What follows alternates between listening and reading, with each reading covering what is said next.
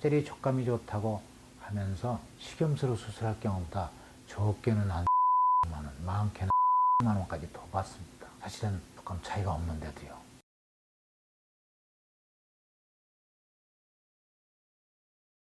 여러분들, 고형물은 한두 달이나 한 해, 두 해 정도만 두는 게 아니죠. 우리 몸에 영원히 같이 있어야 할 것입니다. 살아있는 동안.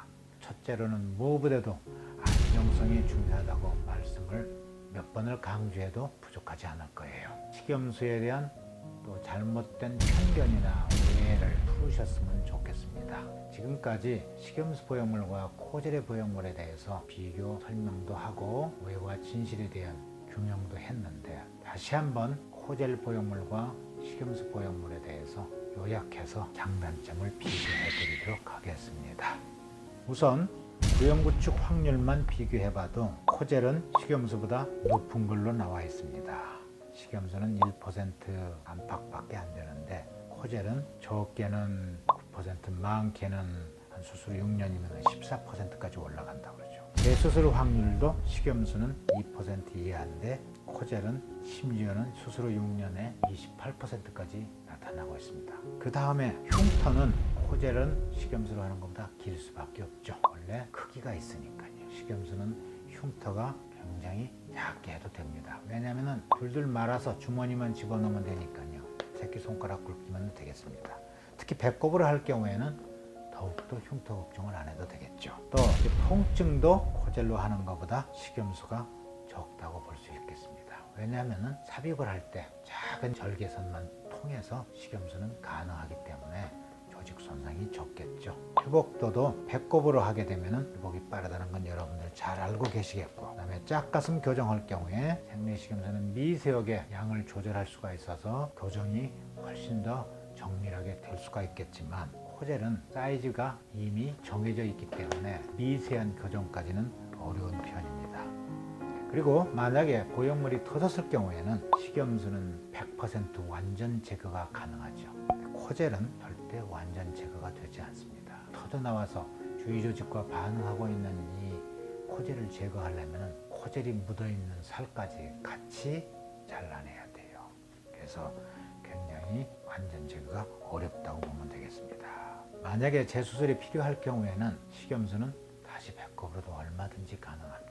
근데 코젤은 좀 배꼽으로 하기가 좀 어렵겠죠. 가슴 밑선이나 아니면 겨드랑이나 이런 데를 다시 이용할 수밖에 없어요. 굉장히 아프지 않습니까? 회복도 더디고. 촉감, 코젤이 촉감이 좋다고 자꾸 떠드는데 식염수나 코젤이나 촉감에 차이가 없습니다. 안정성은 식염수는 100% 안전하지만 코젤은 여전히 실리콘 젤이라는 인체의 안정성이 아직 확인이 안 된 상태죠. 수술 후 검사가 어느 정도 필요하느냐? 식염수는 인체 안전하기 때문에 특별한 문제가 없는 한 검사가 필요가 없습니다. 하지만 코젤은 인체에 해로울 수가 있기 때문에, 특히 코젤이 안에서 터지거나 새가지고 주위 조직하고 문제를 일으키는지 안 일으키는지를 확인해야 되기 때문에 수술 후 3년 지난 뒤부터는 매 2년마다 MRI 검사, 유방암 정밀 검사를 반드시 필수적으로 하도록 법으로 정해져 있습니다. 식약청 보고 의무. 식염수는 인체 안전하기 때문에 누구누구가 언제 수술했다는 보고를 할 필요가 없습니다. 많은 코젤로 수술하는 환자는 그 환자의 모든 인적사항을 따로 보존해서 기록해뒀다가 식약청의 요구 시에는 반드시 보고를 하도록 되어 있습니다. 만약 보고 안 하면 이게 걸리게 되겠죠. 또 식염수 보형물로 배꼽을 통해서 수술하셨을 경우에는 피주머니를 착용할 필요가 없습니다. 왜냐하면 조직 손상도 적고 아주 가느다랗게 해서 집어넣기 때문에 출혈이 거의 없어요. 몇 방울밖에 안 나옵니다. 그러나 코젤로 수술했을 경우에는 절개선도 넓고 또 겨드랑이나 유륜이나 밑선으로 수술하기 때문에 피주머니를 차는 경우가 대단히 많습니다. 수술 후의 마사지는 어떠냐? 마사지 상당히 수술한 뒤에 귀찮죠. 왜 마사지를 하느냐? 첫째, 보형물이 놓인 공간이 좁으면 촉감이 좀 떨어지겠죠. 그런데 우리 배꼽 가슴 성형술은 보형물이 놓이는 공간을 얼마든지 크게 잘 만들 수가 있습니다. 왜냐하면 배꼽을 통해서 하게 되면 안에 있는 일부 근육들 박리가 굉장히 쉽습니다. 그러나 겨드랑이나 유린이나 밑선으로 수술하게 하면서 코젤을 사용하게 되면 보형물을 놓이는 공간을 크게 만들 수가 없어요. 그래서 마사지를 반드시 권유를 하죠.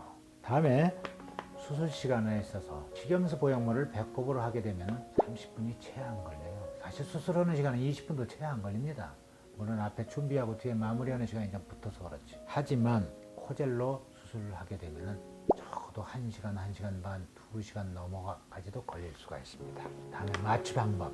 마취 방법에 있어서는 배꼽 가슴선에서는 아까 말씀드린 바와 같이 수술 시간이 20분 내로 굉장히 짧고 주위 조직 손상이 거의 없기 때문에 별로 아프지가 않아서 수면 마취로도 얼마든지 가능합니다. 많은 코젤로 수술하실 경우에는 보형물 놓이는 공간을 박리도 많이 해야 되고 절개선도 높고 또 겨드랑이나 유린이나 밑선을 수술하게 되면 굉장히 아프기 때문에 반드시 전신 마취를 하게 됩니다. 이상과 같이 식염수 보형물과 코젤 보형물에 대해서 비교 분석한 결과를 말씀드렸습니다.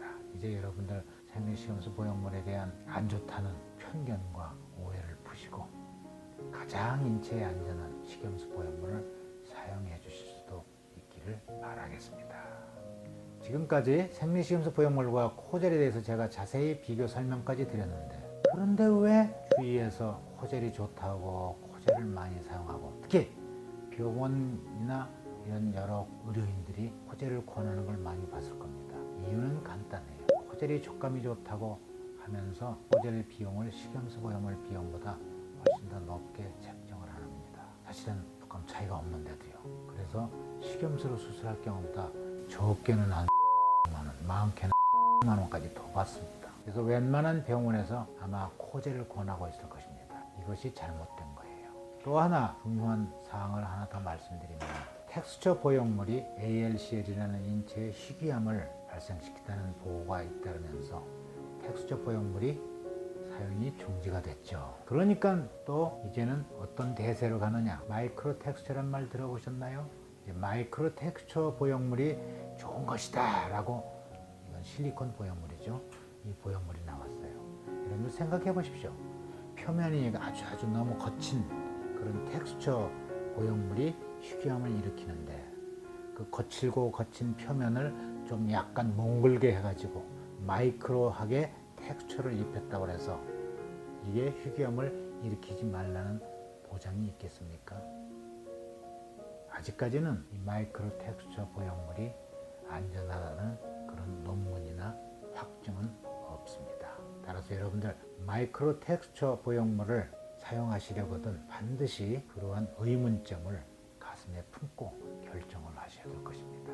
과연 마이크로 텍스처가 기존의 텍스처 보형물보다 얼마나 안전한지는, 이거는 저의 생각에는 의문이 간다고 말씀드릴 수가 있겠습니다.